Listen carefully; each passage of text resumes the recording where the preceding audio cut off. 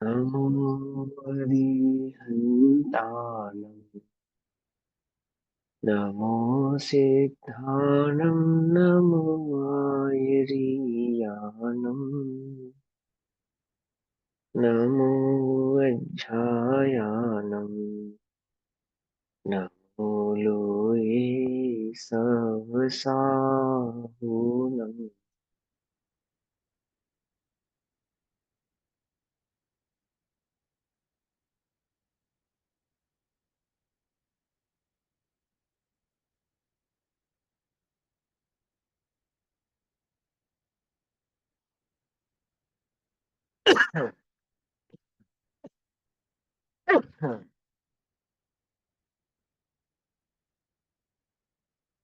नमः समेसाराय स्वानुभूत्याय चित्स्वभावाय भावाय स्वभावांतर।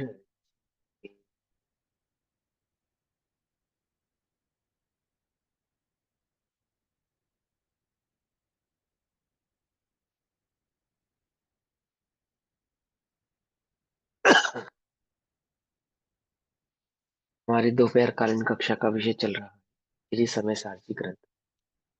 ग्रंथादिराज श्री समय सारजी का स्वाध्याय हम सभी आचार्य अमृत चंद्र देव द्वारा रचित आत्मख्याति टीका के माध्यम से करते हैं।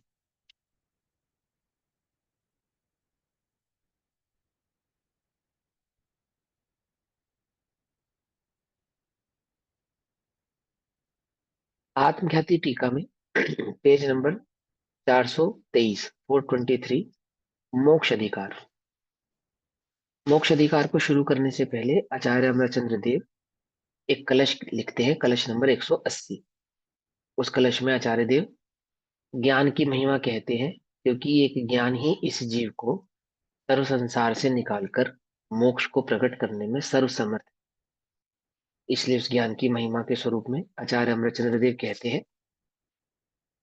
शिखरणी छंद में कलश कहा है आचार्य देव ने, कलश पढ़ेंगे। द्विधा कृत्यै प्रज्ञा प्रकचदलनाद्वन्द् पुरुषो नयन मोक्षं साक्षात् पुरुषमुपलम्भेकनियतम् इदानीमुन्मज्जत् सहज परमानन्द सरसन् परन् पूर्णं ज्ञानम् कृतसकलकृत्यं विजयते। क्या कहते हैं आचार्य देव? कहते हैं इदानीम अब बंद के पश्चात, बंद पदार्थ के पश्चात। पहले मैं इसका ना दोहा पढ़ लेता हूँ, फिर टीका का अर्थ करूंगा, इसका कलश का अर्थ। उसके बाद एक दोहा भी लिखा है, दोहा भी पढ़ते हैं। दोहा भी मंगलाचरण के रूप में ही है। कर्म बंध सब काटिके पहुँचे मोक्ष सुथान नमोहु सिद्ध परमात्मा करूं ध्यान अमलान। प्रथम टीकाकार आचार्य देव कहते हैं कि अब मोक्ष प्रवेश करता है। स्वांग है ना ये मंच पर मोक्ष रूपी पदार्थ का प्रवेश होता है कि मोक्ष क्या है, मोक्ष का स्वरूप कैसा है, और हम मोक्ष किसे समझते हैं। वास्तव में अज्ञानी मोक्ष किसे जान समझ रहा है, और वास्तव में मोक्ष का स्वरूप क्या है।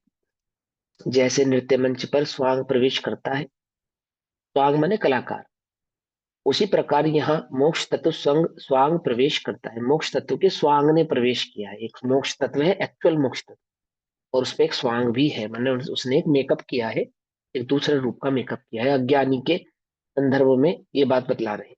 वहां ज्ञान सर्व स्वांग का ज्ञाता है।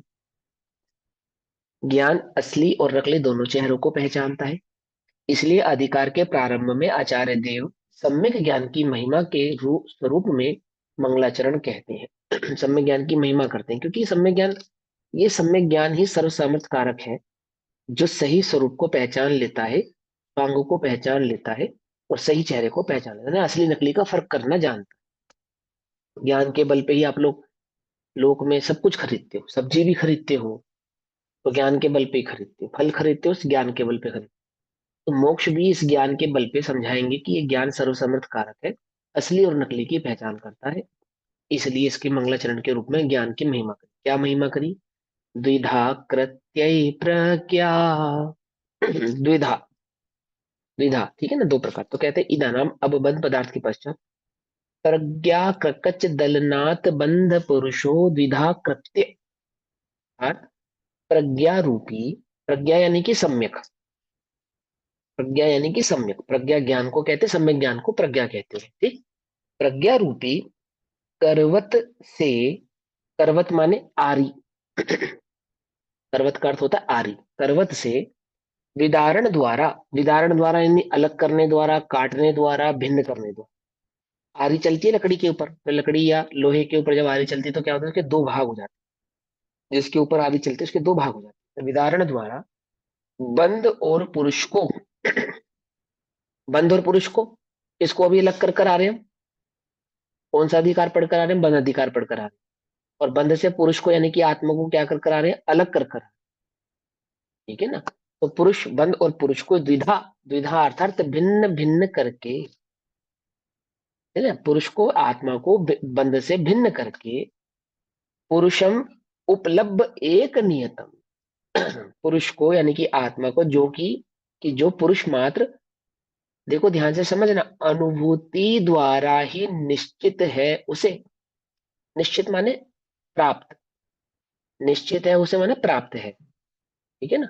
निश्चित है मतलब निश्चित कर लिया, पक्का कर लिया, निर्णय कर लिया, निर्णय कर लिया, निश्चित कर लिया, पक्का कर लिया, दैट मीन्स प्राप्त कर लिया, दैट मीन्स अनुभव कर लिया। तो क्या करते हैं? अनुभव द्वारा ही, अनुभूति द्वारा ही निश्चित है उसे साक्षात मोक्षम नयत, अर्थात साक्षात मोक्ष प्राप्त करता हुआ, बंध से आत्मा को अलग करके, आत्मा को आत्मा का अनुभव करके, वह अनुभव कैसा है कि मानो साक्षात मोक्ष ही है, साक्षात मोक्ष को प्राप्त करता हुआ। पूर्णम ज्ञानम विद्यते, पूर्ण ज्ञान जयवंत प्रवर्तता है। पूर्ण ज्ञान यानी अर्थात केवल ज्ञान को प्रकट करता है, केवल ज्ञान की प्रवृत्ति करता है। वह ज्ञान उन्मज्जत सहज परम आनंद सरसम, प्रकट होने वाले सहज परमानंद के द्वारा सरस अर्थात रस युक्त है। वह ज्ञान कैसा है? सरस माने, सरस माने आनंदमय है, सुखमय है, ज्ञानानंद, समझे? सम्यक ज्ञान कैसा है?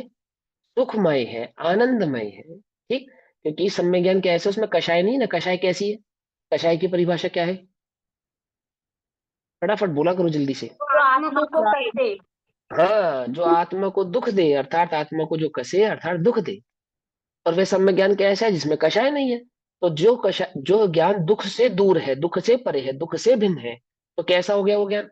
सुखमय हो गया, सुखमय हो गया, रसमय हो गया, निजानंद रसलीन, सकल गे गायक तदपि निजानंद रसलीन है। कैसे ज्ञानी है?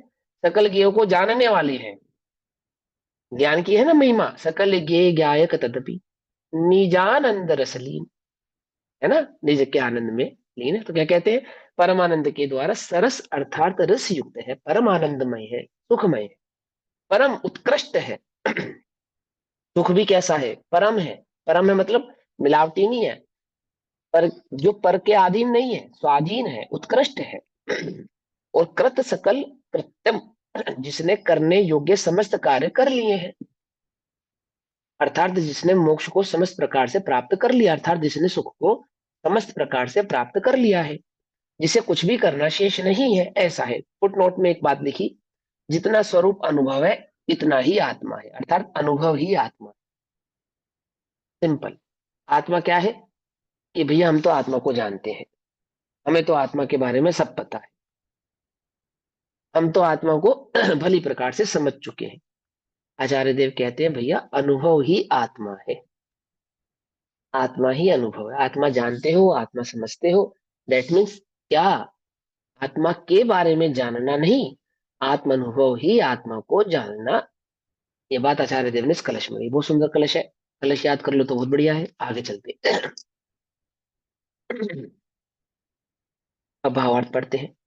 ज्ञान बंध और पुरुष को पृथक करके, सम्यक ज्ञान, प्रज्ञा रूपी ज्ञान, सम्यक ज्ञान बंध से हम पुरुष को यानी कि आत्मा को, जीव को अलग करके, पुरुषार्थी को अलग करके पुरुष को मोक्ष पहुंचाता हुआ, मोक्ष की ओर पहुंचाता हुआ, अर्थात मोक्ष पहुंचाता हुआ अपना संपूर्ण स्वरूप प्रकट करके जयवंत वर्तता है।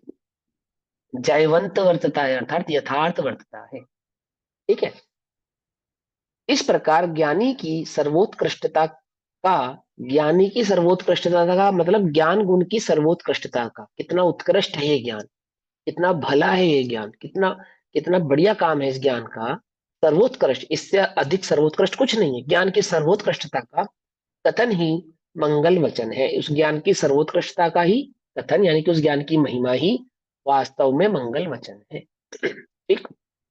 अब मोक्ष की प्राप्ति कैसे होती है तो कहते हैं, तो उसमें प्रथम तो यह कहते हैं कि जो जीव बंध का छेद नहीं करता किंतु मात्र बंध के स्वरूप को जानने से ही संतुष्ट है, वह मोक्ष प्राप्त नहीं करता। है ना, ध्यान से समझना क्या कहा है। गाथा मोक्ष अधिकार की जो आचार्य कुंद कुंद देव ने शुरू करी, वो क्या किस भाव से शुरू करी। आचार्य कुंद कुंद देव ने कहा कि देखो, जगत में ऐसे जीव हैं जो मोक्ष के स्वरूप को समझकर ध्यान से सुना, जिन्हें ये पता लग गया कि आत्मा बंधा हुआ है, ऐसे बंध के ज्ञान को ही मोक्ष समझ लेते हैं। पर वास्तव में मात्र बंध का ज्ञान हो जाना मोक्ष नहीं है। बंध का ज्ञान करके बंध को दूर करने का नाम मोक्ष है। समझे, हमें ये ज्ञान तो हो गया कि कषायों से बंधा हूं, वैसे मैं तो मुक्त हूं।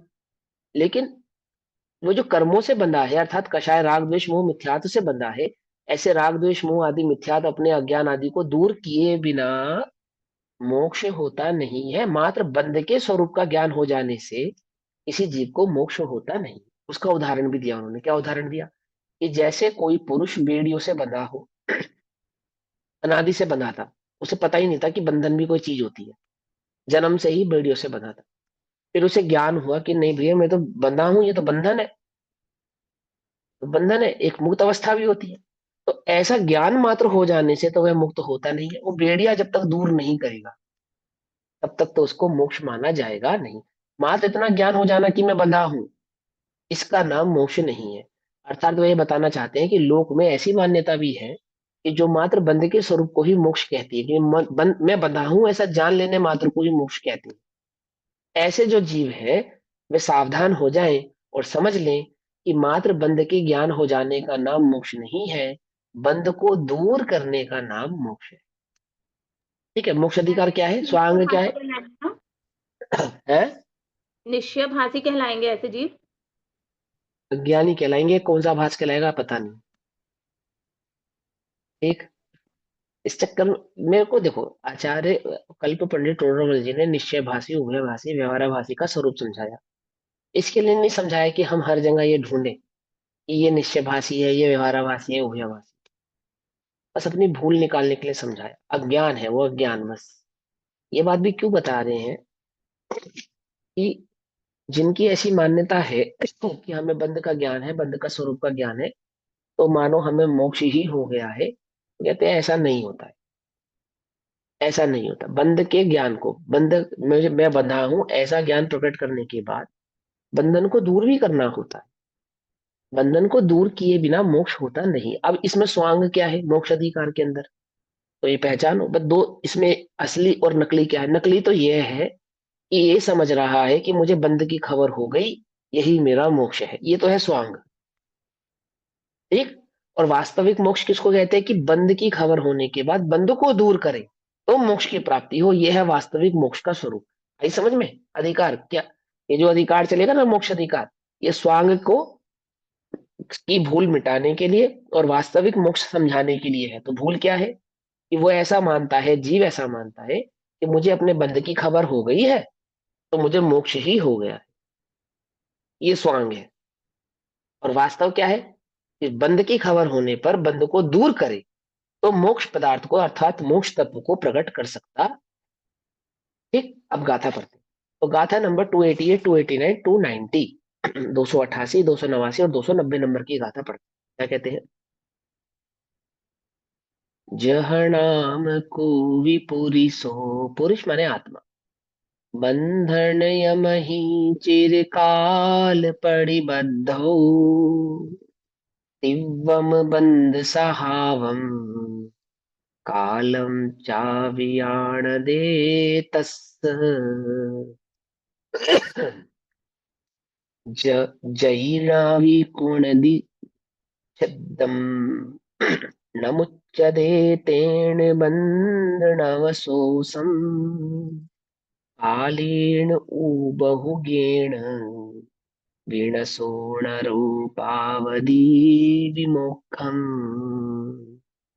इयकम बंधनाणम, इस प्रकार कर्म बंध का ज्ञान, इयकम बंधनाणम पदसक्तै पडिमेव मणुभागम्, जानन्तो विनमुच्यति यदि सोचैव यदि शुद्धो, मुच्यते माने मुक्त, मुक्त तो वह है जो शुद्धता को प्राप्त हो। क्या कहते हैं? हरि गीत पढ़ते हैं। जो पुरुष कोई बंधनों प्रतिबद्ध है चिरकाल का, वह तीव्र मंद स्वभाव त्यों ही काल जाने बंध का, पर जो करे नहीं छेद तो, समझ में आई बात? कोई चिरकाल से अनादि से बंधा हुआ है, तो बंधन के कसाव और उसके थोड़े कम कसाव को तो पहचानता है ना। ये बंधा, ये बंधना, ये मैं जो कसा हुआ हूं ये बंध है। और एक कसाट जो कम होती है, कम होती है, ये किसी को जोर से बांधो तो ज्यादा दुख होता है, थोड़ा कम बांधो तो थोड़ा कम होता है। तो उसको ये लगता है कि इसका ऐसा स्वभाव तो जानता है कि तेज बंधा हुआ, थोड़ा कम बंधा हुआ, ऐसा स्वभाव तो समझ में आता है उसको, अनादि से बंधा है। पर जो करे नहीं छेद तो, टूटे न बंधन वश रहे, कसाट कम कर देने मात्र से तो बंधन से छूटेगा नहीं, है ना। वो भी तो बंधन के वशी है, क्या है? बंधन से छूटे, बंधन को छेदे तो बंधन से छूटेगा। पर जो करे नहीं छेद तो, छूटे ना बंधन वश रहे, हरु काल बहुत ही जाय तो भी, मुक्त वह नर नहीं बने। क्यों कर्म बंधन के प्रकृति, प्रदेश स्थिति अनुभाग को, जाने भले फूटे न जी, जो शुद्ध तो ही मुक्त हो। प्रकृति प्रदेश अनुभाग है, ये तो हमने सीख लिया, परंतु प्रकृति प्रदेश स्थिति अनुभाग से छूटना यह सीखा नहीं। इसे प्रकृति कहते हैं, इसे प्रदेश कहते हैं, इसे स्थिति कहते हैं, इसे अनुभाग कहते हैं। और इस प्रकार से प्रकृति प्रदेश स्थिति अनुभाग घटते बढ़ते हैं, मंद तीव्र, ये तो सीख लिया कर्णन युग से। परंतु इससे छूटना तो सीखा ही नहीं। मात्र कर्णन युग में बंध की प्रकृति को सीखने समझने मात्र से तो तुझे बंधन से मुक्ति होती नहीं। बंधन से मुक्ति तो कैसे होती है? बंधन के अभाव से होती है, अभाव से होती है। जो शुद्ध तो ही मुक्त हो, शुद्ध हो तो मुक्त, मुक्त हो अर्थात मुक्ति को प्राप्त। गाथा, यथा नाम जैसे बंधन में बहुत समय से बंधा हुआ कोई पुरुष उस बंधन के तीव्र मंद स्वभाव को और काल को, अर्थात वह बंधन इतने काल से इस प्रकार वे जानती जानता है। ठीक है ना, ये किसकी बात कर रहे हैं मालूम है ना, ये सीधा सीधा सा सिंपल सी बात है। वो कह रहे हैं कि जो आचार्य देव के सामने जो ज्ञानी बैठा है ना, जो उनका शिष्य बैठा है, वो कर्णान युग का प्राकरण विद्वान है। समझे, हल्का फुल्का विद्वान नहीं है। कैसा है? प्राकंड। प्राकंड समझते हो? बिल्कुल एकदम, इतनी सी भी चूक नहीं कर सकता वो कर्णान युग के संदर्भ में। और वो कहता है कि मुझे सब पता है कि बंधन कैसे प्राप्त होता है, मुझे बंधन का पूरा चौक्कस स्वरूप मालूम है। ठीक है ना। और आप स्वयं भी उसके ऊपर टीका लिख चुके हैं। आचार्य कुंद कुंद देव ने भी टीका लिखी है कर्णानुग के ग्रंथों में, मालूम अभी उपलब्ध नहीं है अपने पास, और जो जो इतिहास अपने पास प्राप्त है उसके आधार से। वो कहता है कि बंधक का जो स्वरूप आपने समझाया है, प्रकृति, प्रदेश, स्थिति, अनुभाग आदि, मुझे भली प्रकार से मालूम। मुझे सब पता है कि कैसे कर्म बंध को मंद और तीव्र ऐसे दो भागों में बांटा जा सकता है। हमने किन परिणामों से तीव्र बंद होता है, किन परिणामों से मंद बंद होता है, सब मुझे भी पता है। तो आचार्य देव कहते हैं कि भैया, तू बंध के स्वरूप को जानता है, भली प्रकार से जानता है, यदि और उसके काल को भी पहचानता है कि कितने काल से बंधा है, आदि आदि, समय, स्थिति, प्रदेश, अनुभाग आदि सब जानता है, स्थिति माने समय आदि सब जानता है। किंतु यदि उस बंधन को स्वयं नहीं काटेगा, नहीं काटता, तो वह उससे मुक्त नहीं होता, न मुच्यते। तेन न मुच्यते, उससे मुक्त नहीं होता। यदि तू उस बंधन को काटेगा नहीं, छोड़ेगा नहीं, उससे छूटेगा नहीं, तो तुम मुक्त भी हो सकता नहीं, मात्र जान लेने से तो मुक्त होगा। और बंधन वश रहता हुआ बहुत काल में भी वह पुरुष बंधन से छूटने रूप मुक्ति को प्राप्त नहीं करता। बंधन से रहता हुआ बहुत काल से, बहुत काल से उस बंधन में पड़ा पड़ा क्या हो गया, आदि हो गया उसका, है ना।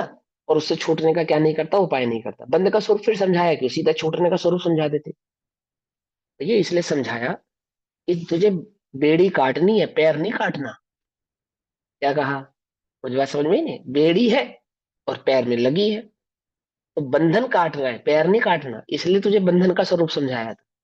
मात्र बंधन के स्वरूप को जानने से तो तू मुक्त होगा नहीं। ठीक है ना, बात समझे ना। जीव और पुद्गल के बीच का भेद क्यों समझाते हैं? कि तू इतनी तो तुझे समझ हो कि बंधन काटते समय क्या ना काट ले, ना काट ले। अर्थात जीव और पुद्गल के बीच के भेद को पहचाने बिना पुद्गल को विलग कैसे करेगा, पुद्गल को अलग कैसे करेगा, अलग नहीं कर पाएगा, है ना। जैसे है ना, ऐसी मान्यता संसार में चल रही है ना ध्यान के काल में, कि किसी को हल्का लग रहा है, किसी को भारी लग रहा है, किसी को प्रकाश नजर आ रहा है, किसी को चमकार सी नजर आती है, हल्का सा प्रकाश नजर आता है, खुशबू खुशबू हो जाती है, गले में अमृत झड़ जाता है, जाने क्या क्या, रोंगटे खड़े हो जाते हैं, रोमांच। रोमांच का क्या अर्थ है?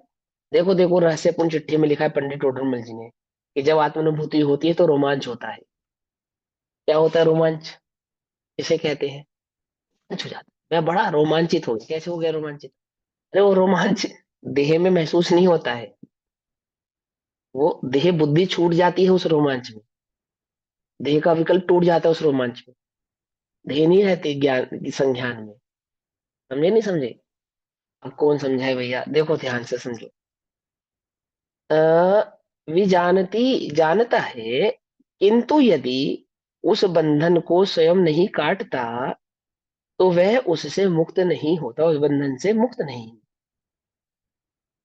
और बंधन वश रहता हुआ बहुत काल में भी वह पुरुष बंधन से छूटने रूप मुक्ति को प्राप्त नहीं करता।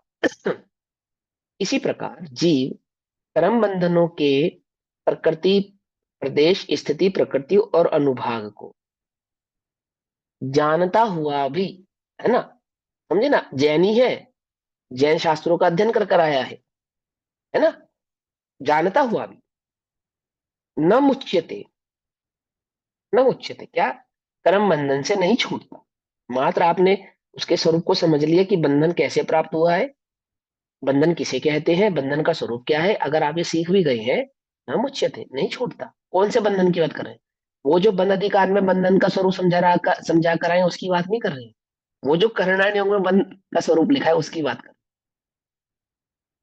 समझ में आ रही बात, नहीं समझ में आ रही? कि बंध अधिकार में जो बंधन का स्वरूप का है, यदि वो समझ ले, तो अवश्य ही मुच्यते। लेकिन यहाँ पे किसकी मुख्यता से बात की जा रही है? जो उसने प्रकृति प्रदेश स्थिति अनुभाग के आधार से समझा है, उस बंध की बात चल रही है यहाँ पे ना। सापेक्ष, द्रव्यानुयोग करणानुयोग के सापेक्ष होता है। तो अभी मोक्ष अधिकार चल रहा है ना, बंधन से छूटने को मोक्ष कहते हैं। बंधन से छूटने का नाम मोक्ष है। किसका नाम है मोक्ष? बंधन से छूटने का नाम है ना। तो वो बंधन के स्वरूप को समझा उसने, कहाँ समझा? करणानुयोग में। वहां उसकी सापेक्षता से यहाँ कथन करके समझा रहे हैं कि यदि मात्र उतना स्वरूप तूने सीख लिया, समझ लिया, जान लिया, तो उससे नहीं छूटेगा, उपाय करना पड़ेगा। क्या उपाय है? बंधन को दूर करना उपाय है। तो क्या कहते हैं? प्रदेश स्थिति प्रकृति और अनुभाग को जानता हुआ भी क्रम बंधन से नहीं छूटता। तो यदि सह एव शुद्ध, किंतु यदि वह स्वयं रागादि को दूर करके शुद्ध होता है, यदि वह स्वयं, स्वयं माने पुरुषार्थ पूर्वक अपने आप को राग आदि से दूर करता हुआ, दूर करके शुद्ध होता है, शुद्ध होता है, शुद्ध अनुभवता है, दोनों बातें। शुद्ध अनुभवता है तो शुद्ध होता है। जो शुद्ध जाने आत्म को वह शुद्धता को प्राप्त हो, अविशुद्ध जाने आत्म को अविशुद्धता को प्राप्त हो।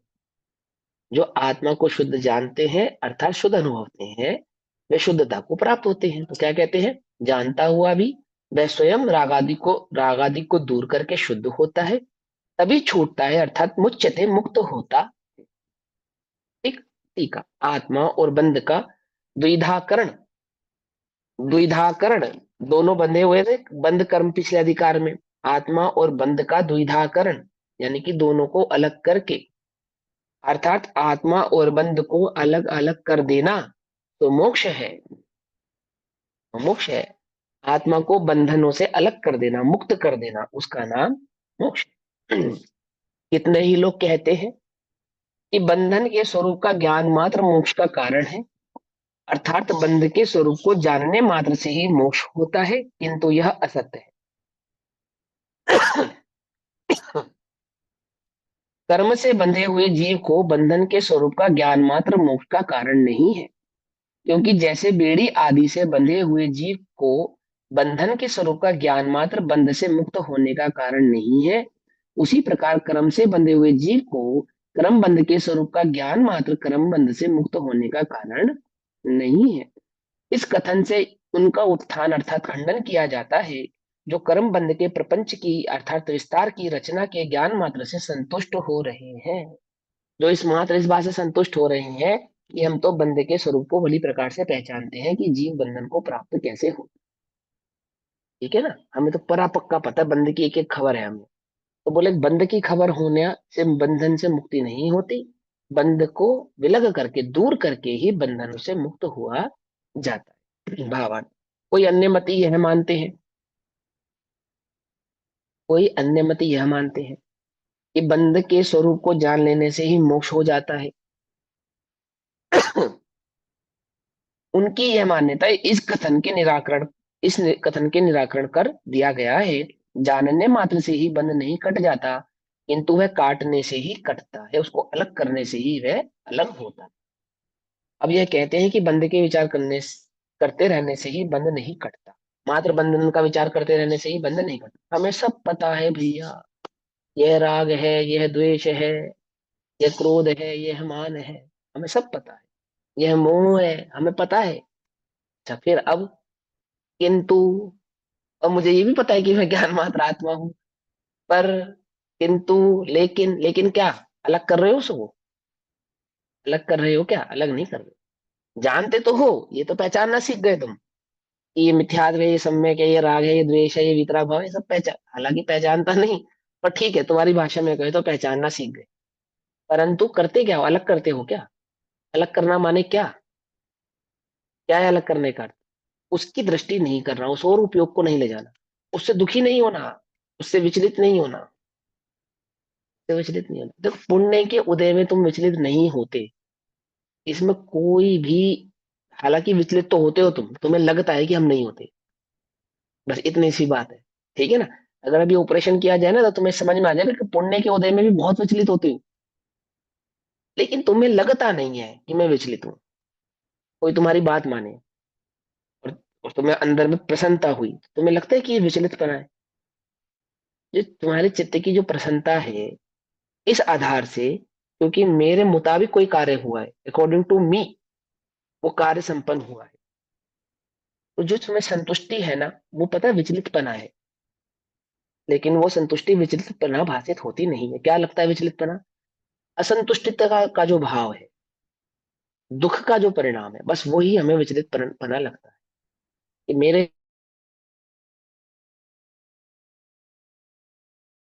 हिसाब से आवाज नहीं आ कार्य रही हुआ बेटा। आज नहीं आ रही आपकी। है। मेरी आवाज सभी को नहीं आ रही? अब आ हाँ, तब बंद हो गई थी बीच में एक बार। हाँ, गला तो बंद ही हो रखा है। ठीक है ना? तो क्या है कि वो मेरे सुख, वो उसके कारण मुझे सुख नहीं होता, आदि आदि आदि। तो भैया हमें बड़ी विचलितता होती है, हम क्या करें, हम क्या करें?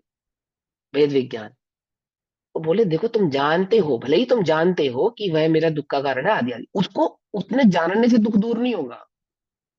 सुख के कारण को जिसको तुमने जाना है, उसको प्रोसेस में लाने से, अर्थात उसकी दृष्टि हटाने से, पर की दृष्टि हटाने से, अपने उपयोग को पर से हटाकर सन्मुख करने से ही सम्यक दर्शन प्रकट होता है, आत्मानुभूति होती है, या यूं कहे सुख की प्राप्ति होती है, और केवल ज्ञान प्रकट होता है। एक ही तरीका है, दूसरा कोई तरीका नहीं है। उसको जान लेने मात्र से तो काम होता नहीं है। ये बात आचार्य देव यहाँ कहते हैं कि मात्र जान लेने से, बंदे के स्वरूप को मात्र जान लेने से तो बंधन छूटता नहीं है, उसको अलग करना पड़ता है। ठीक। अब यहाँ कहते हैं कि बंदे के विचार करते रहने से तो बंध नहीं कटता, मात्र बंदे का विचार करते रहने से तो बंध कटेगा नहीं। तो पहले गाथा पढ़ेंगे 291 है, 251वें नंबर की गाथा। जह बंधे चिंततो बंधनवद्धौ न पावदी विमोक्षम, तह बंधे चिंततो जीवो वीणपावदी विमोक्षम। है ना? जो बंधनों से बद्ध वह नहीं बंध चिंता से छूटे,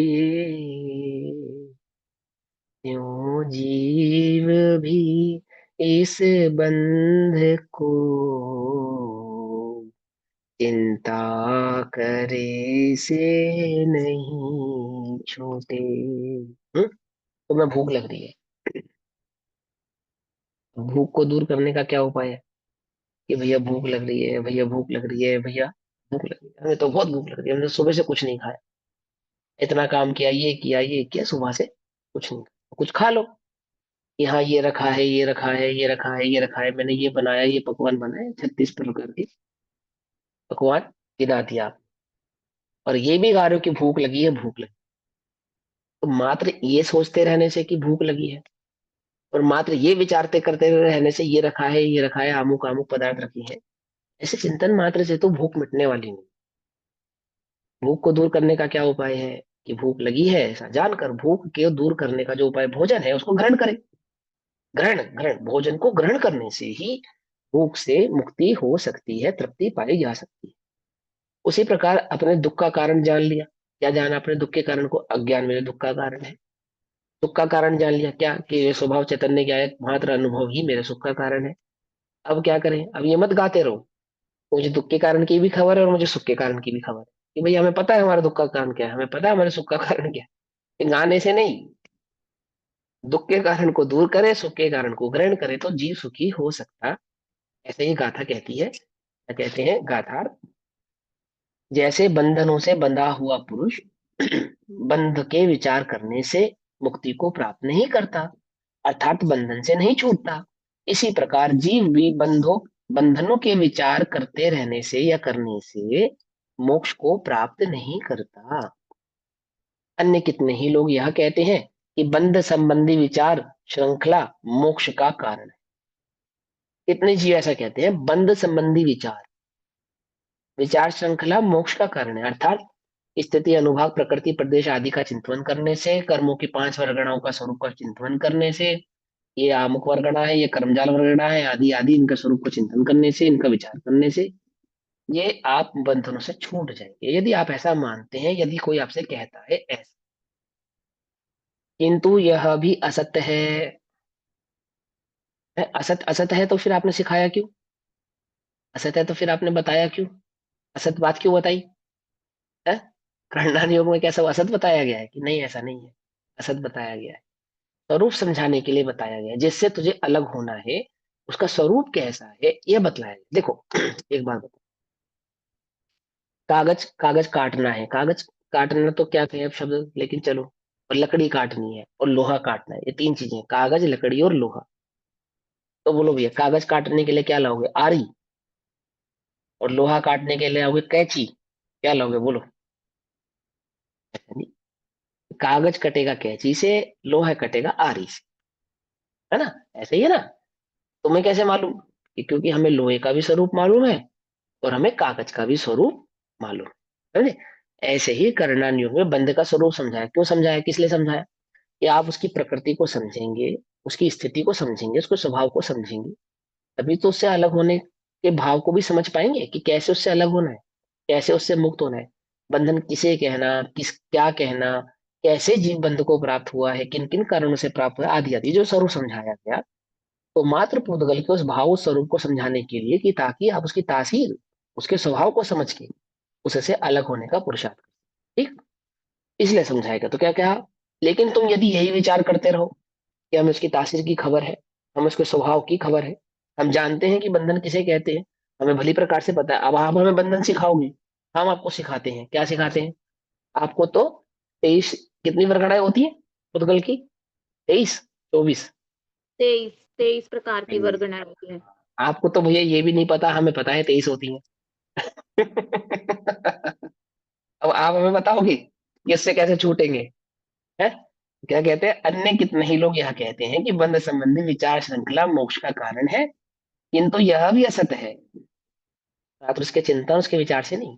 कर्म से बंधे हुए जीव को बंध संबंधी विचार की श्रृंखला मोक्ष का कारण नहीं है। मात्र बंधनों का विचार करते रहने से तो बंधन से मुक्ति होती नहीं है, क्योंकि जैसी बेड़ी आदि से बंधे हुए पुरुष को उस भैया बंध संबंधी विचार। भैया यहाँ पे बंध संबंधी विचार श्रृंखला क्या करना नहीं हो, पूरा का पूरा ले लेंगे। हाँ मतलब मतलब कि सिर्फ बंधनों के स्वरूप का चिंतन करते रहना, कि मैं बंधा हूँ 4 गति 84 लाख योनि में आदि से भटक रहा हूँ, और फिर मैं अब स्त्री पर्याय में आ गया हूँ, यहाँ से ऐसा परिणाम करूंगा तो आगामी पर्याय में चला जाऊंगा, इतने कर्मों से मुझे बांधा हुआ है, 8 कर्म 148 प्रकृतियों से ये हुआ है, फलाना फलाना कर्म के उदय के कारण मेरे साथ ऐसा हो रहा है, आदि आदि, ये जो सारा चिंतन विचार आपको चल रहा है, आप इसको भेद विज्ञान समझते हो ना? मैंने पहले हाँ भी कई बार बिल्कुल होता है ये तो। कर्म के फलों का हाँ स्वरूप सोचना समझना, उसी के बारे में हाँ चिंतन करना। हाँ, मैंने पहले भी समझाया कि आप कर्म के उदय का विचार कर रहे हो, इसको भेद विज्ञान नहीं कहते। इनिशियल ये स्टेज का कर्म भेद विज्ञान चेतना, है ये तो। हाँ कर्म ये तो चेतना दूसरे में आएगा तीसरे। ना ये। हाँ कर्म चेतना कहलाएगी। कर्म चेतना कर्म फल चेतना दोनों ही है। कर्म फल चेतना। हाँ फलों के कर्म के फलों का, कि भैया मेरे ही पाप कर्म का उदय। कितना बढ़िया लगता है सुनने में। तुम्हें संतावना देने की भी आवश्यकता नहीं है, तुम्हें खुद ही पता है कि खुद को कैसे संतावना दी जाती है, कि भैया किसी का कोई दोष नहीं है, मेरे ही कर्म का उदय है। ये भेद विज्ञान नहीं है, समझ लो। ध्यान, आर्त रोध ध्यान नहीं है, उल्टा नहीं पकड़ना, उल्टा नहीं पकड़ना। ये तो जब कषाय तीव्र होती है ना, ये कषाय की तीव्रता को मंद करने के लिए चिंतन किया जाता है, कि मेरे कर्म का उदय है। भेद विज्ञान तो कर्मों से भिन्न देखने का नाम है, कर्म के उदय को देखने का नाम भेद विज्ञान नहीं है। जो कर्म के उदय को और कर्म के फल को देखते हैं, उसको तो कर्म चेतना और कर्म फल चेतना कहा है। और जो एक ज्ञायक चैतन्य ज्ञायक भाव को कर्मों से भिन्न चैतन्य ज्ञायक भाव को देखते हैं, पर से भिन्न चैतन्य ज्ञायक भाव को देखते हैं, कैसा देखते हैं? कि पर का लेश मात्र भी जिसमें नहीं है, वो है ज्ञान चेतना। उसे वास्तव में भेद विज्ञान कहा है। भिन्न देखने का नाम भेद विज्ञान है। क्या कहा? भेद विज्ञान किसका नाम? भिन्न देखने का नाम, भेद करके देखने का नाम। और तुम तो क्या समझ रहे हो कि कर्म का उदय है और वो मेरे दुख का कारण है। कर्म का उदय है, वह मेरे सुख का कारण है। कर्म का उदय है, वह मेरी परिणति का कारण है। बोलो ये है तुम्हारी परिणति का कारण? कौन तुम्हें प्रवृत्त कराता है? कर्म। कर्म कर्म तुम्हें दुखी करते हैं, कर्म तुम्हें सुखी करते हैं। ये तो भेद विज्ञान है ही नहीं, पता नहीं तुमने कहाँ से सीखा। तुम्हें मालूम ही नहीं, तुम्हें किसने पढ़ाया? हमने तो नहीं पढ़ाया। कुछ बात समझ में आई या नहीं आई? अच्छा लगता है कर्म के उदय का विचार करना, जीव को अच्छा लगता है, धर्मात्मा जीवों को अच्छा लगता है। धर्मात्मा मतलब जो कथा तथा कथित, पर भेद विज्ञान नहीं है वो, वास्तविक भेद विज्ञान नहीं। मुनिराज कर्मोदय का विचार नहीं करते, गुणस्थान गिरता जानते हैं तब करते हैं। मालूम, गुणस्थान गिरता जानते हैं या गिरता हुए गुणस्थान में करते हैं। उठते हुए चढ़ते हुए गुणस्थानों में, स्थित गुणस्थानों में कर्म के उदय और कर्म का विचार नहीं करते, एक आत्मा का ही अनुभव करते हैं, और दूसरा कोई अनुभव नहीं करते। क्यों? क्योंकि वे जानते हैं एक द्रव्य दूसरे द्रव्य का कर्ता नहीं है। कर्म का उदय मुझ चैतन्य ज्ञायक भाव को दुखी करने का कारण नहीं। कर्ता कर्म संबंध नहीं हम दोनों के बीच में। हम दोनों के बीच में क्या संबंध है? निमित्त नैमित्तिक संबंध। और निमित्त नैमित्तिक संबंध भी कब स्थापित होता है? जब मैं उसकी दृष्टि करता हूं, तब निमित्त नैमित्तिक संबंध स्थापित होता है। और मैं उसकी दृष्टि नहीं करूं तो ये निमित्त नैमित्तिक संबंध भी स्थापित होता नहीं। आई बात समझ में? नहीं समझ में? देखो क्या कहते हैं। जैसे बेड़ी आदि से बंधे हुए पुरुष को उस बंध संबंधी विचार श्रृंखला अर्थात विचार की परंपरा बंध से छूटने का कारण नहीं है, मात्र बंधनों का विचार करने से, चिंतन करने से, उस बेड़ी के बारे में विचार मात्र करने से तो वह बेड़ी से छूटेगा नहीं। उसी प्रकार कर्म से बंधे हुए पुरुष को कर्म बंध संबंधी, हाँ, कर्म बंध संबंधी विचार श्रृंखला कर्म बंधन से मुक्त होने का कारण नहीं है। आई बात समझ में? नहीं समझ में? जिन्हें कर्म का भी विचार नहीं है वो तो बहुत तीव्र कषाई है। जिन्हें कर्मादि का विचार है वे मंद कषाई है। और जिन्हें के एक चैतन्य ज्ञान भाव का अनुभव है वे नी कषाई है। बोलो भैया, मोक्ष मार्ग मंद कषाई होने का नाम है, नी कषाई होने का नाम? नी कषाय होने का नाम है ना, मंद कषाय होने का नाम मोक्ष मार्ग कहाँ है? है ना? हाँ, मंद कषाय की आवश्यकता पड़ती है। मोक्ष मार्ग का पुरुषार्थ मंद कषाय में ही हो सकता है, तीव्र कषाय में नहीं हो सकता। इसीलिए जीव को मंद कषाय करने के लिए तीसरे चौथे नंबर का नय है ये। क्या कहा? कि कर्म के उदय का विचार करना, आदि आदि करना, व्यवहार नय है ये, व्यवहार नय, निश्चय नय नहीं है। किनको व्यवहार नय का उपदेश किनको दिया जाता है? जिन्हें निश्चय नय की खबर नहीं है। समझे? व्यवहार नय से जो उपदेश दिया जाता है किनको दिया जाता है? जिन्हें निश्चय नय की खबर नहीं है उनको दिया जाता है। तुम्हें तो खबर है ना? है ना? बोलो ना कि हाँ भैया हमें तो सब पता है, हमें तो व्यवहार निश्चय दोनों पता है, आपसे बढ़िया पता है। तो तुम्हारे लिए व्यवहार नय नहीं है। ना व्यवहार नय का उपदेश तुम्हारे लिए है। या आर्य पुरुष के लिए व्यवहार नय नहीं है, व्यवहार नय का उपदेश भी नहीं है, मलेच्छ के लिए है। कुछ बात समझ में आई या नहीं आई? नहीं समझ में आई? हाँ, हाँ। इसका मतलब ये नहीं कि व्यवहार ने भूल जाना, इसका मतलब ये नहीं है। उसका वो उद्देश्य तुम्हारे लिए नहीं है। जिसको खबर है, स्वभाव की खबर है। विचार श्रृंखला कर्म बंधन से मुक्त होने का कारण नहीं है। इस कथन से कर्म बंध संबंधी विचार श्रृंखलात्मक कौन से? कर्म बंध संबंधी, कर्म बंध संबंधी, उदय उदीर्णा आदि संबंधी, ठीक है ना? विशुद्ध शुभ धर्म ध्यान से जिनकी बुद्धि बुद्धि अंध है, आह, तो इसको धर्म ध्यान क्या? उपचार से, उपचार से धर्म ध्यान क्या? तो कहते हैं विशुद्ध अर्थात शुभ। कर्म बंधन का विचार मैंने बताया ना मंद कषाय है, अभी समझा है ना? कर्म का भी विचार नहीं है वह तो तीव्र कषाय है, परंतु कर्म आदि का भी विचार है तो वो मंद कषाय।